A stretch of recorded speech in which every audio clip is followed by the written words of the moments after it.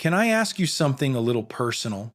Have you ever finished a calm evening walk, slept fine, and then woke up feeling not quite right?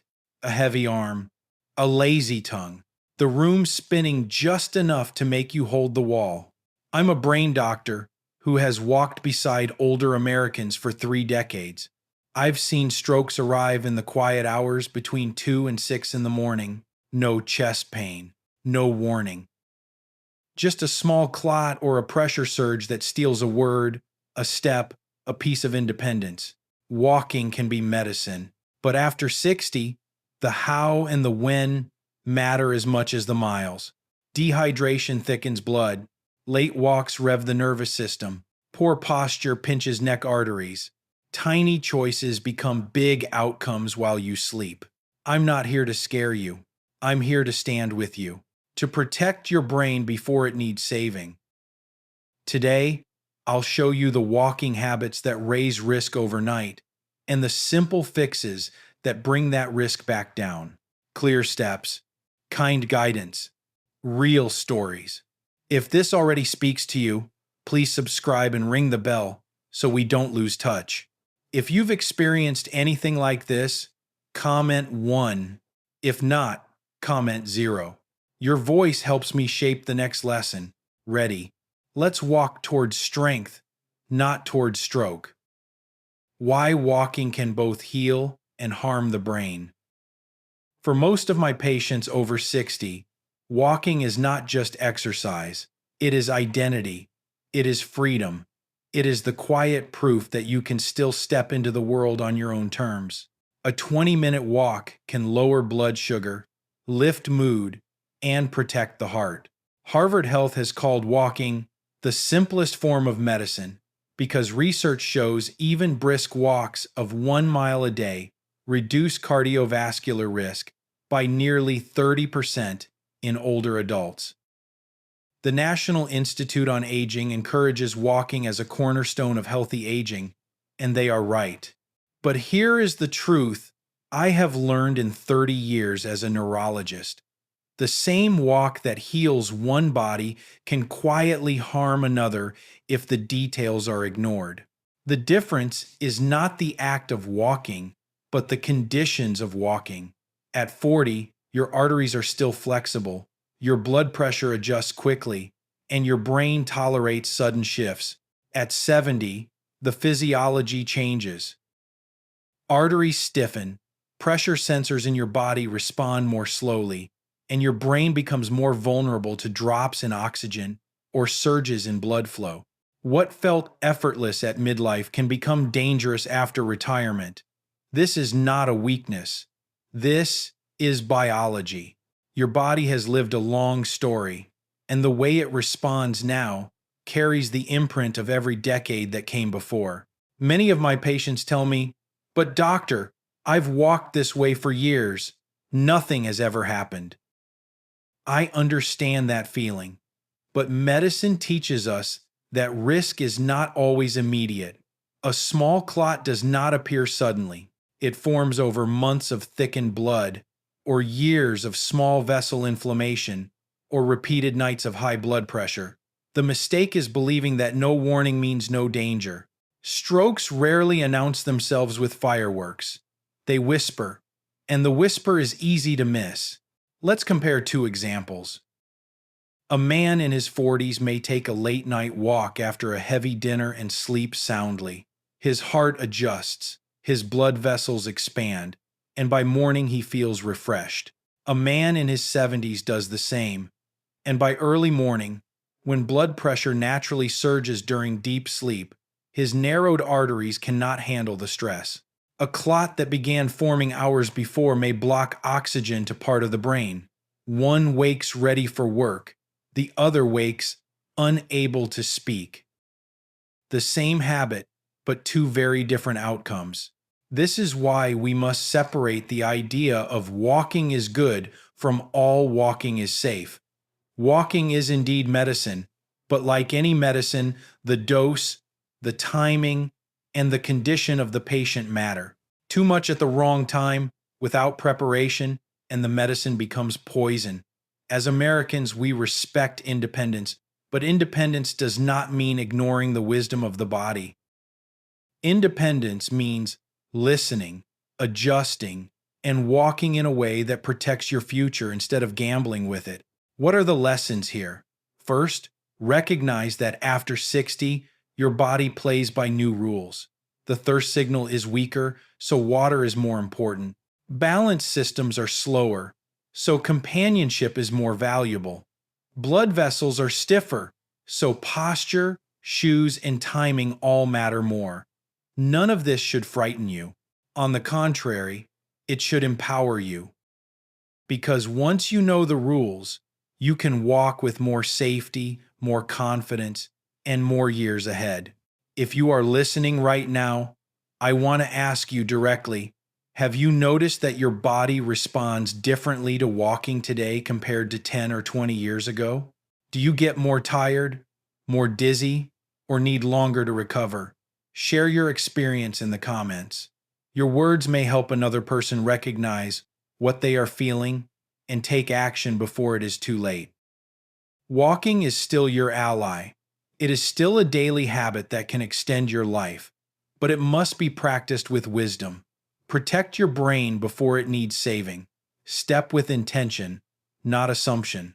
And in the next section, I will show you why the brain, especially between 2 and 6 in the morning, is most at risk after a careless walk and what you can do to prevent that silent danger. The science of nighttime strokes, 2 a.m., 6 a.m. If you ask me what hours of the day I fear most for my older patients, I would answer without hesitation, between 2 in the morning and 6 in the morning. That small window, while the house is quiet and the world is asleep, is when the brain is most vulnerable to a sudden stroke. It surprises many people because they imagine stroke comes during stress, during anger, during activity. But in truth, some of the deadliest strokes I have seen came while my patients were resting peacefully in bed. Why? Because of how the aging body handles the night. During sleep, especially the stage called rapid eye movement or REM sleep, the body is far from calm. Blood pressure rises sharply, heart rate becomes irregular, sometimes faster, sometimes slower. The brain demands more oxygen during dreams. In a younger body, the arteries flex and expand to handle these shifts. In an older body, those arteries are stiff, less elastic, and the safety margin is gone. A surge that a 40-year-old never feels can be the exact force that breaks a vessel wall or pushes a clot into the brain of someone over 70. The danger is silent, but it is very real. Consider this. Studies published in the American Heart Association journals have shown that early morning hours carry a higher incidence of both ischemic and hemorrhagic strokes. Researchers call it the circadian pattern of stroke. The body has rhythms, just like the sun, and tides. And unfortunately, one of those rhythms is a peak in blood pressure and clotting risk right before dawn.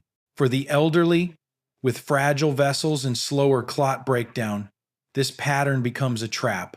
They fall asleep safely and wake up changed forever. I once cared for a retired teacher who went to bed with no complaints. She had enjoyed a quiet dinner, walked a short distance, and watched a little television before sleeping. At 3:30 in the morning, she stirred, tried to sit up, and her arm simply would not move.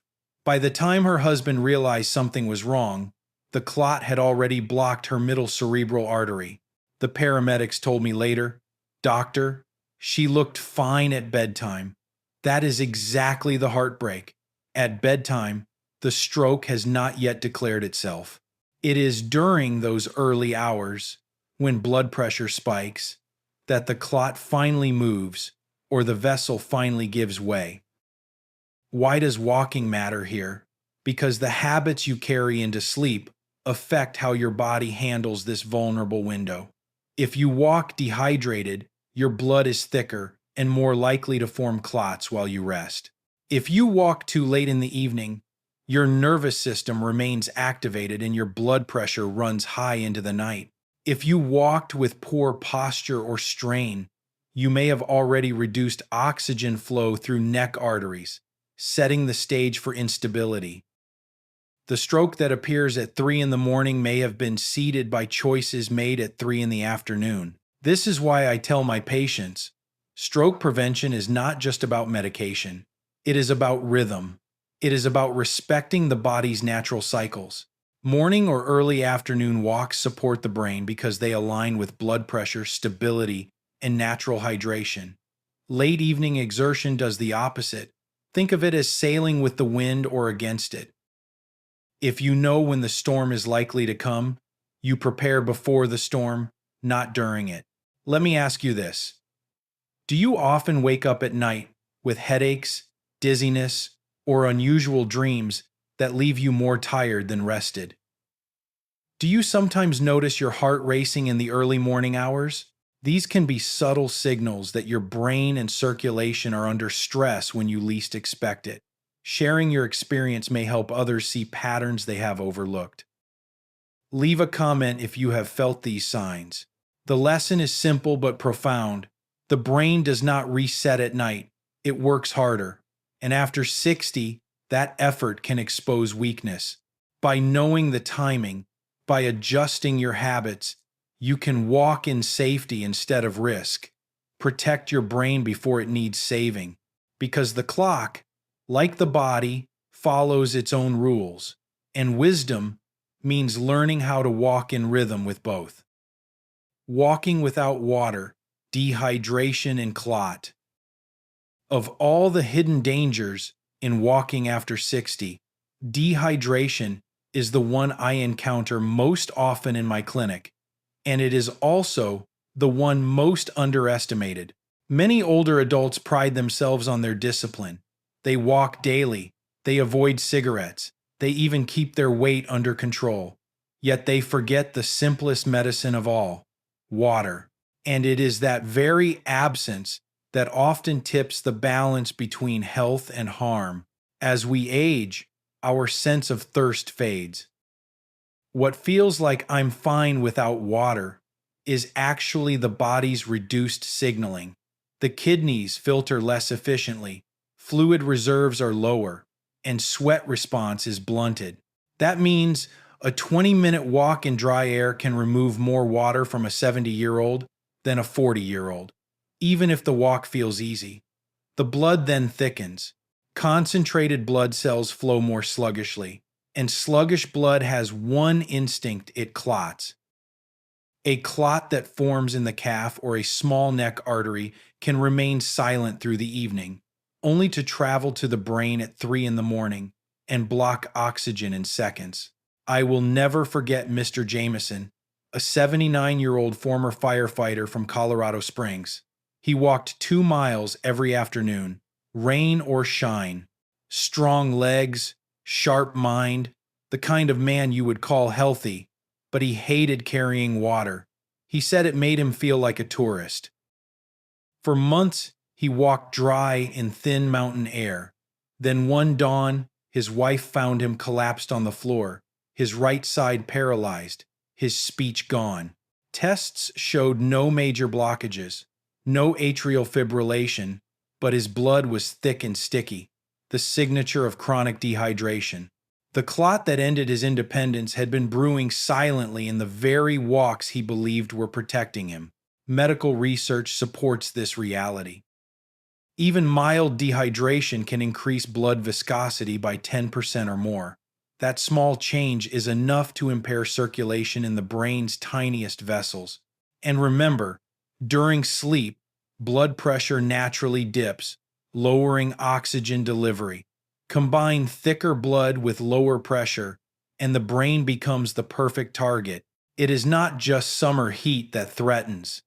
Winter, with its dry air and weak thirst signal, is often worse.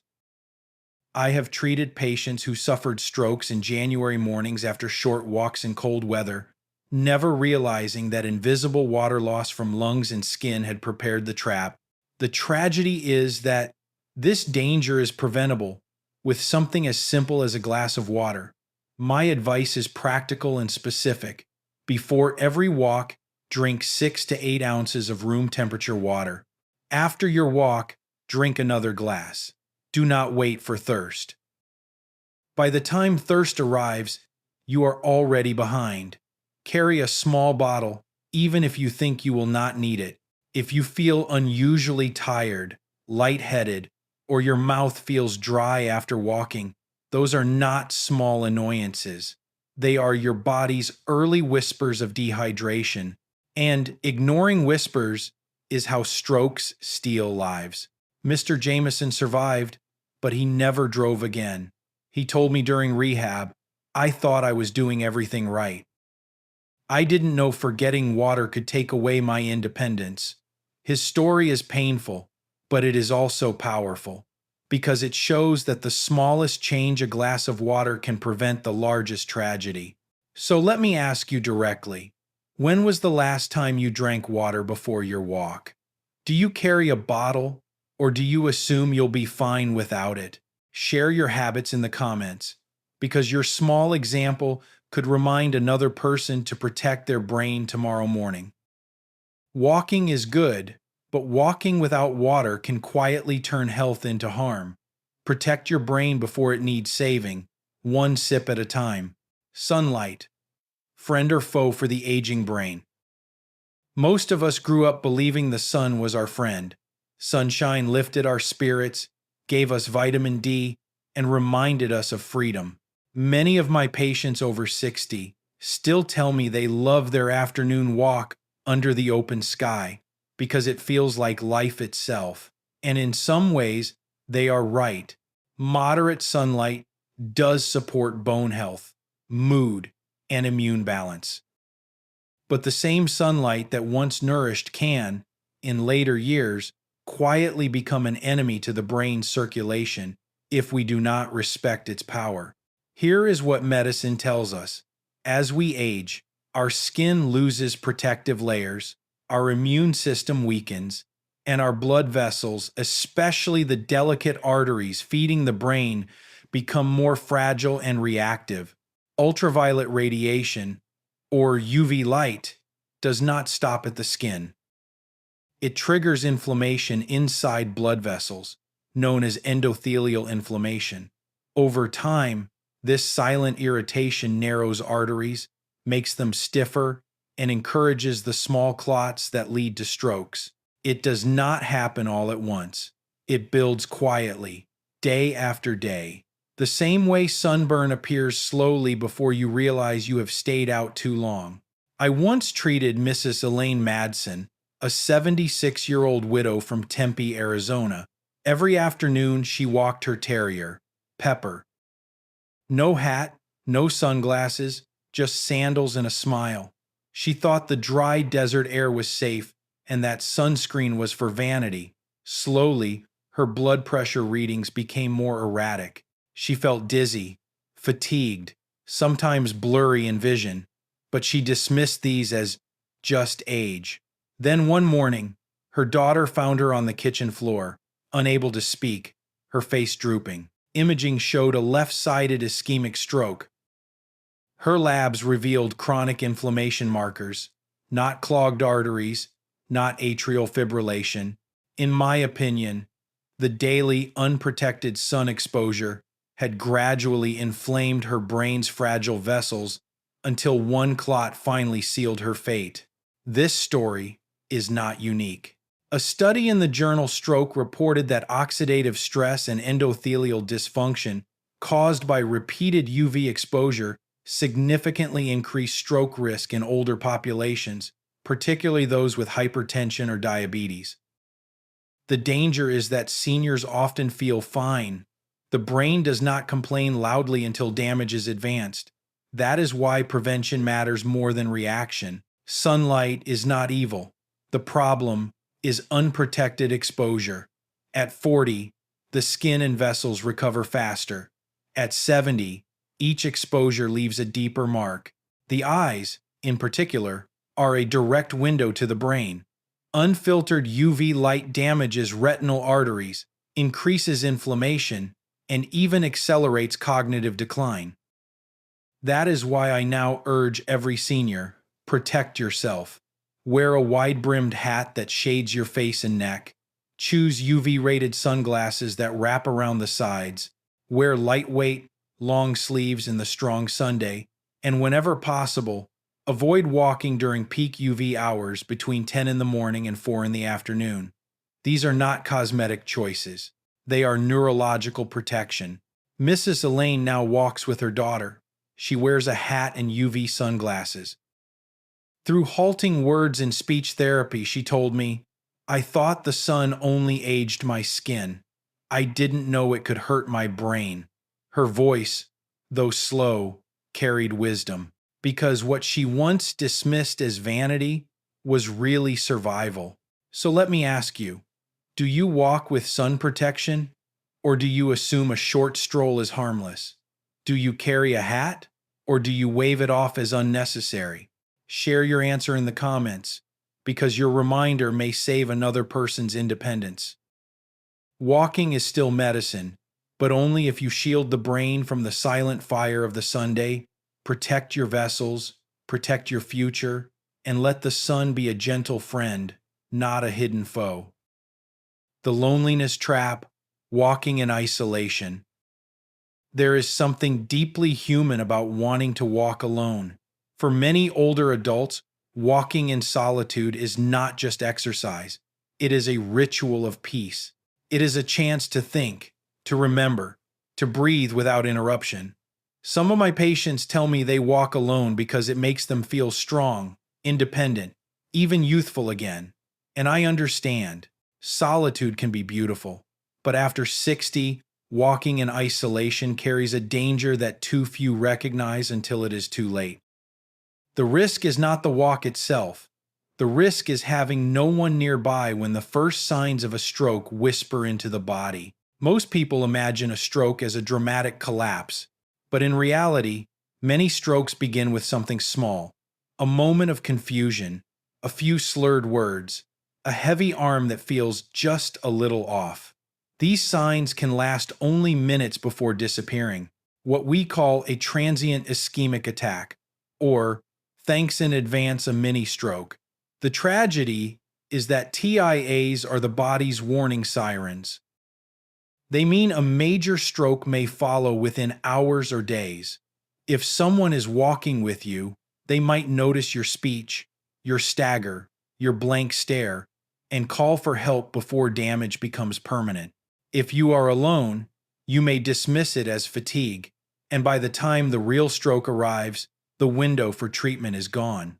I remember Mr. Leonard Baines, a 75-year-old widower from Minnesota. Every morning, he walked 2 miles through his neighborhood alone. He told me proudly, "Doc, it keeps me grounded." One January morning, he felt his right leg drag strangely. He forgot for a moment which street he was on. He sat on a bench, waited, and then continued his walk. The next day, he woke with blurred vision and a pounding headache. He had suffered a cerebral embolism, a stroke caused by a clot traveling to his brain. The strange spell the day before had been a mini stroke, an early cry for help that no one else was there to witness. Leonard recovered partially, but his speech remained slow and his balance unsteady.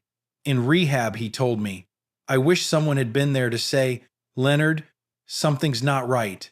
Medical science supports his story.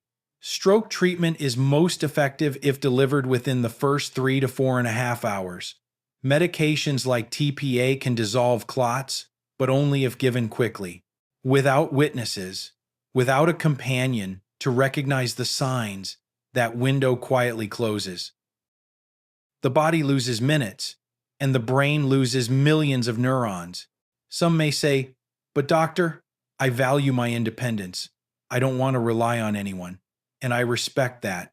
Independence is precious. But wisdom is knowing when safety is more important than solitude. Walking with a partner does not make you weaker. It makes you wiser. Joining a senior walking group, inviting a neighbor, or simply letting a loved one know your route are not admissions of frailty, they are investments in survival. Even technology can help. A smartphone, a smartwatch, or a medical alert bracelet can detect falls or call for help if you cannot. Leonard walks again today, but now he walks with his daughter. He told me, "Solitude is peaceful, Doc, but silence can be deadly." His words are true. Solitude feeds the soul, but companionship protects the brain. So I ask you, do you walk alone most days, or do you share your walks with someone who could notice if something went wrong? Would you be willing to invite a friend or join a group once a week? Share your answer in the comments, because your story may inspire another person to trade a moment of solitude for a lifetime of safety. Walking is still a gift, but it should be a gift shared, not one risked in silence. Timing matters. Walking after a heavy dinner. For decades, people have been told that a walk after dinner is healthy. It helps digestion, many of my patients say. It keeps my blood sugar down. And there is truth in that advice, especially for younger adults. But what is gentle for a 40-year-old can quietly become dangerous for someone over 65 because the aging brain and body do not share blood supply the way they used to. After a heavy meal, your digestive system becomes a powerful competitor, pulling blood toward the stomach and intestines to break down food. This natural response is called postprandial hyperemia. In younger people, the heart pumps harder and the vessels adjust to keep the brain nourished. In older adults, with stiff arteries or high blood pressure, the adjustment is slower, the brain is more easily deprived, and the result can be catastrophic. Imagine this scenario. You enjoy a hearty dinner meat, potatoes, maybe dessert, and a glass of wine. 15 minutes later, you lace up your shoes and head out. Your stomach is already demanding more blood to digest the feast. At the same time, your legs are asking for blood to fuel the walk. Something has to give, and often it is the brain that becomes the silent donor. Blood flow to the brain dips, oxygen delivery falters, and within hours, sometimes during sleep, a small clot forms and moves into place. The walk you thought was helping digestion has instead sown the seeds of a stroke. I cared for Mrs. Harriet Colson, a 74-year-old retired piano teacher from Albany, New York. Every evening, she ate a warm, filling dinner and then took a brisk, 20-minute walk. She told me proudly, "It makes me feel light before bed." But one morning, her neighbor noticed her newspaper still on the porch. Paramedics found her confused, unable to speak clearly. She had suffered a left hemisphere ischemic stroke. Tests showed no major blockages, no heart rhythm problems, but her blood was thick and her overnight blood pressure had surged. In reviewing her routine, the pattern was clear. Heavy meal, quick walk, then bed. Her body never had the chance to balance circulation, and the clot struck in silence while she slept. The science is consistent. After a heavy meal, blood pressure fluctuates, heart rate increases, and oxygen delivery shifts. In younger people, these shifts are temporary. In older adults, they are destabilizing. A study in the Journal of the American Geriatric Society found that post-meal hypotension, sudden drops in blood pressure after eating, is common in seniors and can double the risk of stroke and falls. Add walking too soon, and you magnify that imbalance. What can you do? The answer is not to stop walking, but to walk wisely. If you eat a heavy meal, wait at least 90 minutes before going for a stroll. Give your digestive system time to finish the first phase of its work before you demand circulation for exercise.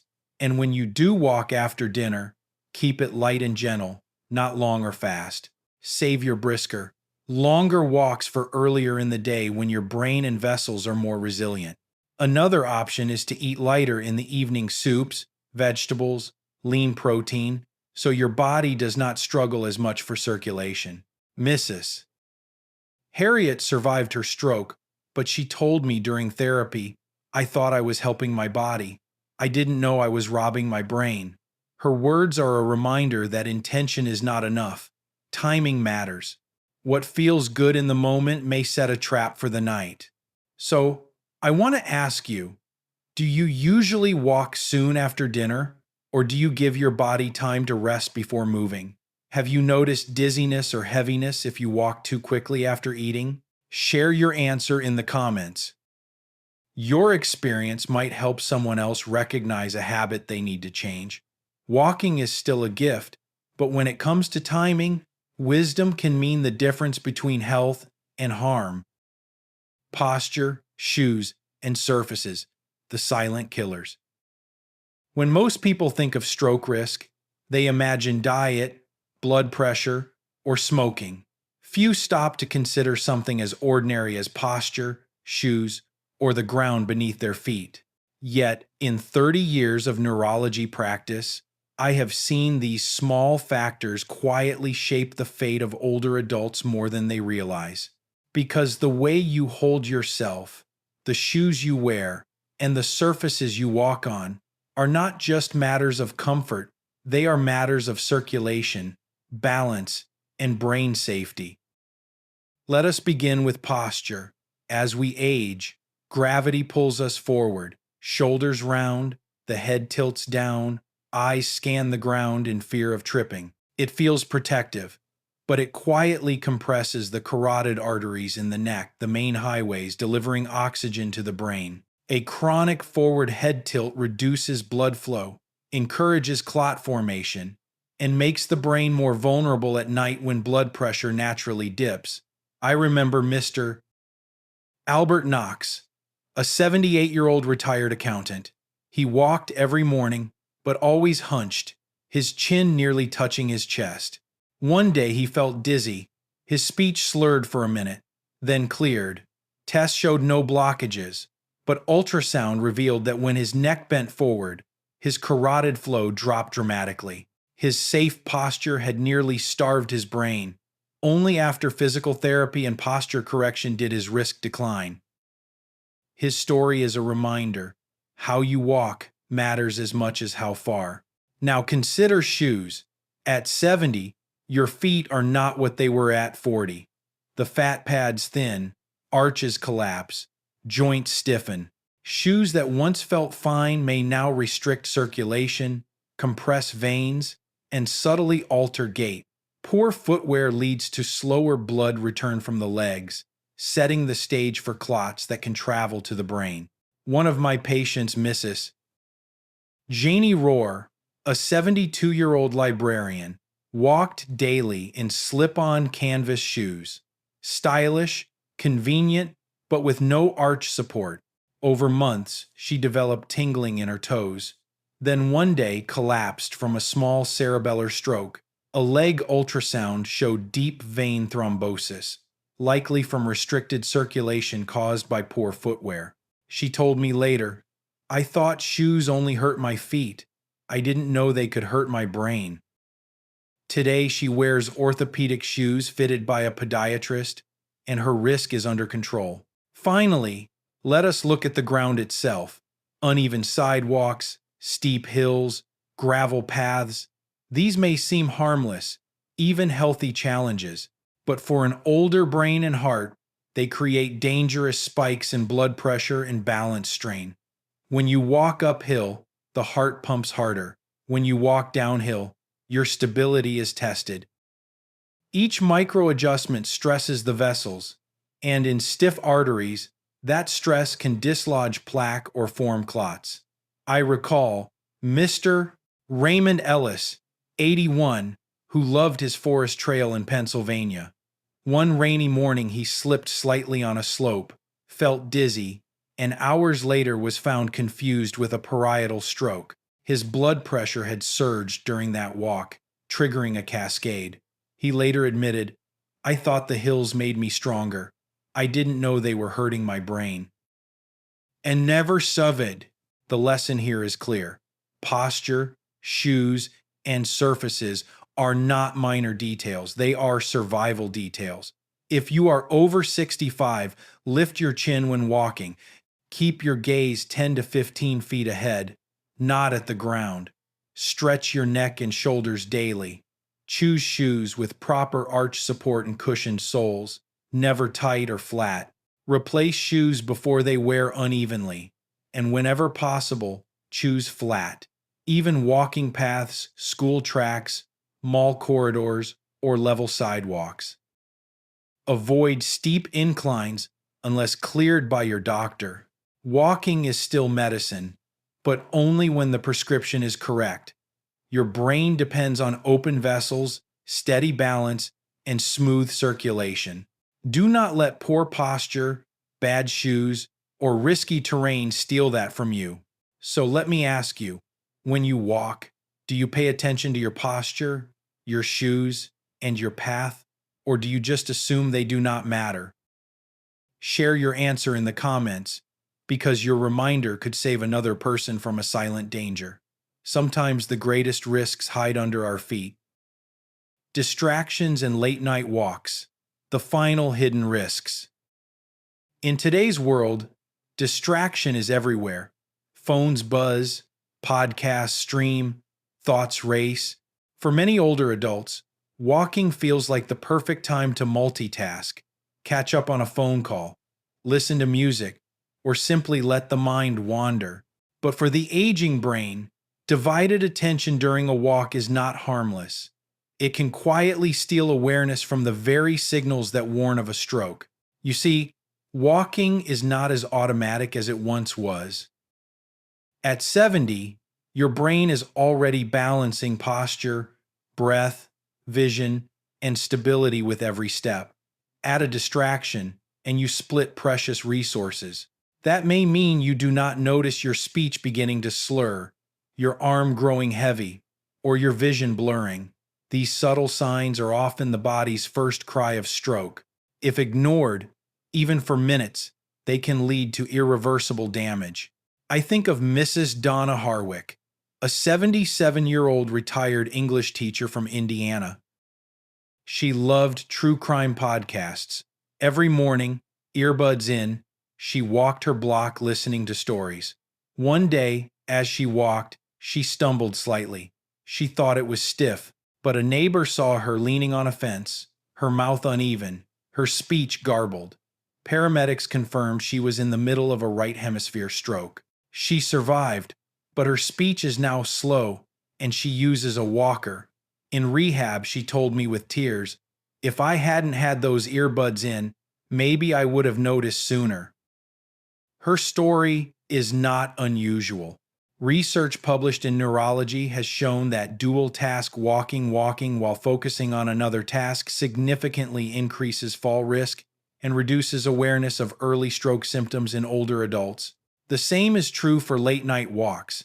Many seniors tell me they enjoy walking after dark because it feels peaceful, but exercise too close to bedtime overstimulates the nervous system.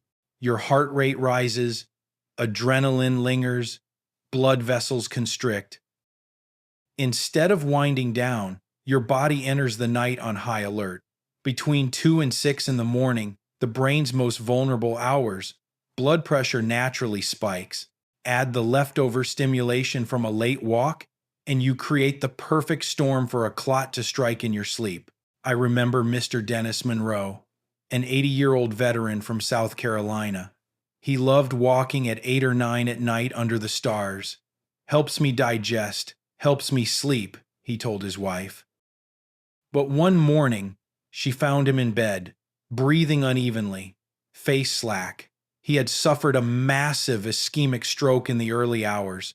His history was not dramatic, no major heart disease, cholesterol under control, but his blood pressure had surged to dangerous levels at 3 a.m. His evening walks, though gentle, had overstimulated his system and tipped his already vulnerable vessels over the edge. So, what is the lesson here? First, when you walk, walk with presence. No earbuds, no long phone calls, no mental grocery lists. Make walking sacred. Listen to your body, your breath, the rhythm of your steps. Let it be a time of awareness, not distraction. Second, respect timing. Walk in the morning or afternoon when your body is more resilient, your vessels more stable, and your brain most alert. If evenings are your only option, walk earlier, not within an hour of bedtime, and keep the pace gentle. Walking is still medicine, but only when taken wisely. Awareness is your best defense. Every second of focus can protect millions of brain cells. Every mindful step is a step away from risk. So I ask you, do you find yourself distracted during walks? Or do you give your body the full attention it deserves? Do you often walk late in the evening, thinking it is harmless? Share your answer in the comments. Your reflection may help another person change a habit before it is too late. Walking is a gift, but distraction and poor timing can quietly turn it into a danger. Choose presence, choose wisdom, and let every step be a step toward life. As we come to the end of this journey together, I want to pause and reflect with you. We began with something so simple, so ordinary, walking. For many of you, walking is a ritual of independence, a symbol of life still vibrant at 60, 70, or even 80 years old. And it is true, walking remains one of the most powerful medicines for both the body and the brain. But like all medicines, the dose, the timing, and the manner in which it is taken can determine whether it heals or harms. We have uncovered hidden risks that most people never think about: walking without water, without sun protection, in isolation, after a heavy dinner, with poor posture, in bad shoes, on uneven ground, while distracted, or too late at night. Each of these habits seems small, but together they can silently set the stage for the very thing we most want to avoid: a stroke that steals independence overnight. I have shared stories of real patients, people like Mr. Jameson, Mrs. Elaine, Mr. Leonard, Mrs. Harriet, Mr. Albert, Mrs. Jeannie, Mr. Raymond, Mrs. Donna, and Mr. Dennis, not to frighten you, but to remind you that wisdom is protection. They were strong, independent, and disciplined, yet one overlooked detail changed everything. Their stories can now change yours, if you allow them. Science confirms what these lives have taught us. Dehydration thickens the blood, UV light inflames fragile arteries, solitude hides early warnings, heavy meals steal circulation, poor posture compresses vital vessels, bad shoes restrict veins, uneven surfaces trigger dangerous pressure spikes, distraction blinds us to symptoms, late walks overstimulate fragile systems. Each habit, on its own, is manageable. But when unnoticed, they add up, and when they strike, the damage can be permanent. The good news, and it is very good news, is that every single one of these risks can be reduced with simple, gentle choices. Drink water before and after your walk. Wear a hat and sunglasses. Invite a friend. Wait after dinner. Lift your chin. Stretch your shoulders. Choose supportive shoes. Pick flat paths. Leave your phone in your pocket. Walk earlier in the day. None of these changes require you to give up walking. In fact, they allow you to walk with greater safety, freedom, and joy.